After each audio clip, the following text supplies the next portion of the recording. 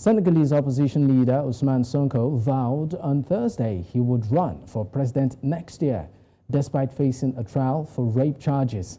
Sonko, who came third in Senegal's presidential election in 2019, has enjoyed a rapid political rise and is popular with young people. He has been charged with raping and sending death threats to an employee of a beauty salon where he went for a massage. Sonko has denied the accusation and repeatedly said he is a victim of a plot by President Macky Sall with the sole aim of frustrating his candidacy. An investigative judge on Tuesday ordered Sonko to stand trial on the charges in a criminal court. Sonko's lawyer had said he would appeal the ruling. Now joining me on the news is Adolphus Mawolo, a journalist in Senegal, to shed more light on this development. Thank you for joining me, Adolphus. Thank you so much. It's an honor to be on your television station this afternoon. All right, so let's get straight to it. We are aware that Ousmane Sonko is on trial on rape allegation as he still runs for presidency. What are the people saying over there? Well, for the moment, people are just watching what's unfolding before the judges, before the courts of the country. Last year, Mr. Sonko was invited in 2021, actually, after the accusation by the lady. And on the day he was invited, there was violence. People were killed, at least about 12 of them were killed. Businesses were looted. And the fact that Sonko had a tete-a-tete with his accuser before a judge so that he could determine whether there was actually a case to prosecute or not.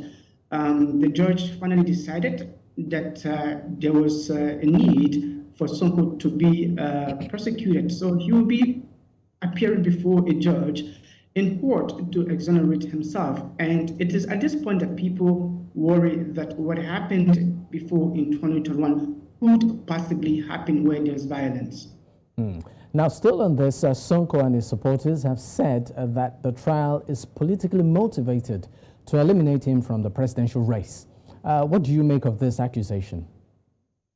Well, that's what we're hearing from Senegalese, those who are really following this case keenly, and they say it's politically motivated, but this is a case that originated from a lady, from a client of Sonko. So the judges are saying, let's go to court and let's see what evidence the lady has. If she doesn't present evidence that can really hold down Mr. Sonko, then he'll be let go. But if the evidence, pieces of evidence presented by this young lady seem very strong to prosecute and convict Mr. Sonko, definitely he will be prosecuted, he will be convicted, and he will serve the penalty according to the law. And it can be on the basis of political maneuvering by his political opponents. But I should hasten to say that the fear also that this could be a political ploy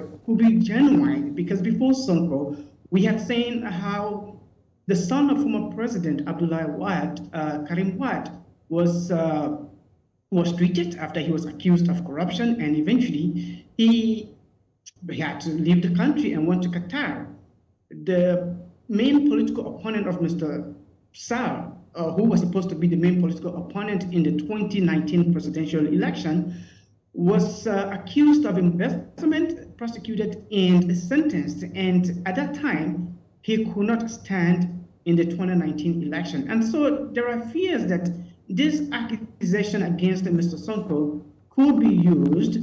The judicial system could be manipulated, and Sonko could be convicted and prevented from participating in the 2024 election. And it's something like this that really worries the people of this country, fearing that if that happens, there's going to be violence, because Sonko is like an unofficial president of the young people of this country. When he tells them to move, they move in action. And we've seen that, his influence is very high with the young people. All right, I want to pick it from the last thing you said, an unofficial president of the young people. This will lead me to my next question.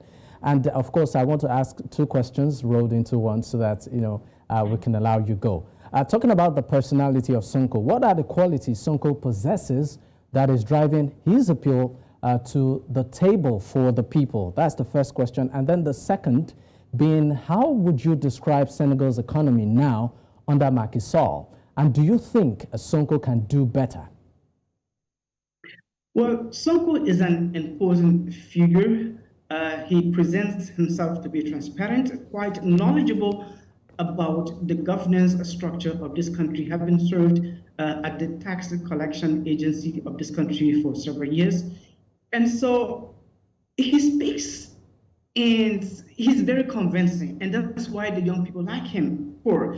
And all the little faults when it comes to how the system works, he's easily able to identify them and discuss them in public. And so he's been liked for that, and that's why many young people go with him. But also looking at the population of Senegal, you know that young people make up more than majority of the population. And seeing Sonko, who is a young person, they believe that Sonko is their man. He's the one who can really represent their interest, especially so when President Macky Sall came to power, promising reform, sweeping reforms, for example, tackling corruption, and later in his presidency, getting to realize that a family member of his had participated in the negotiation of an oil block that really resulted in the defrauding of the state.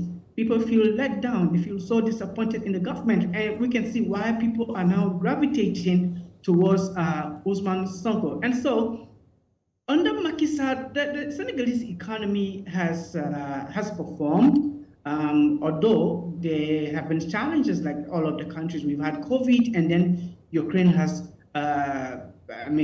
happened. Inflation is on the rise in all of the countries, but generally overall, the Senegalese economy is performing. And then also, I should hasten to say that it's even set to boom because oil exploration is going to begin very soon in this country.